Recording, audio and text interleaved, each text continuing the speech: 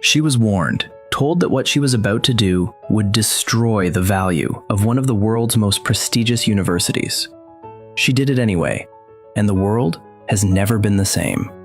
Stanford University, 2011. A computer scientist named Daphne Koller was staring at her screen at numbers that made no sense.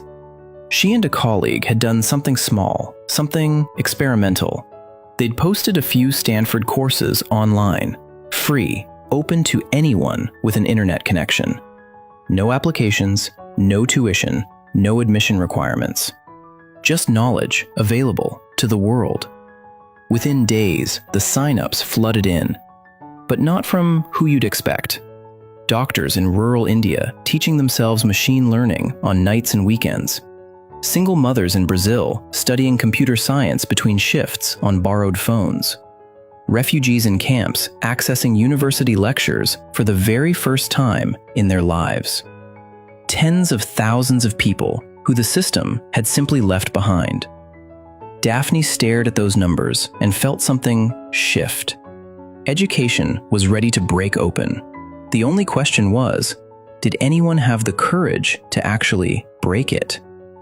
Daphne grew up in Israel, surrounded by books and relentless curiosity.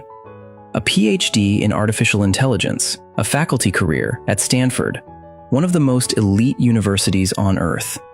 But even inside those walls, she saw something that troubled her deeply.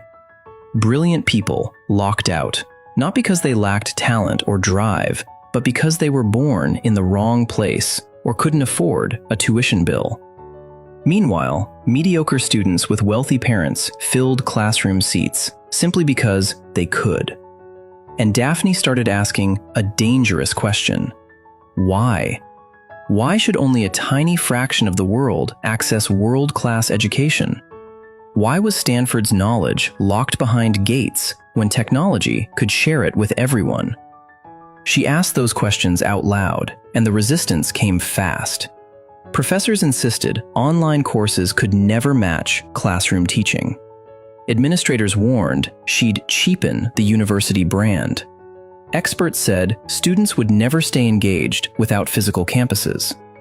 The message was always the same. Exclusivity is the point. Elite education's value comes from scarcity, not quality. Daphne disagreed completely. In 2012, she co-founded Coursera. No elaborate launch, no fanfare, just courses, online, free for anyone. And then something happened that shocked everyone. 160,000 students enrolled in a single class from 190 countries in weeks.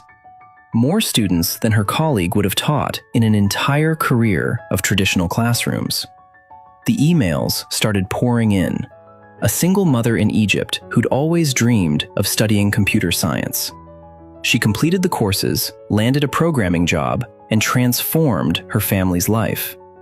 A teacher in rural Pakistan who used Coursera to better himself, then shared that knowledge with students who'd never had access to quality education before.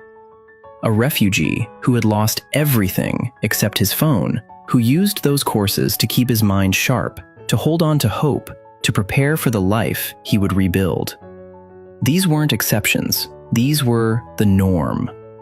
Today, over 150 million learners have taken Coursera courses from hundreds of universities in virtually every country on Earth.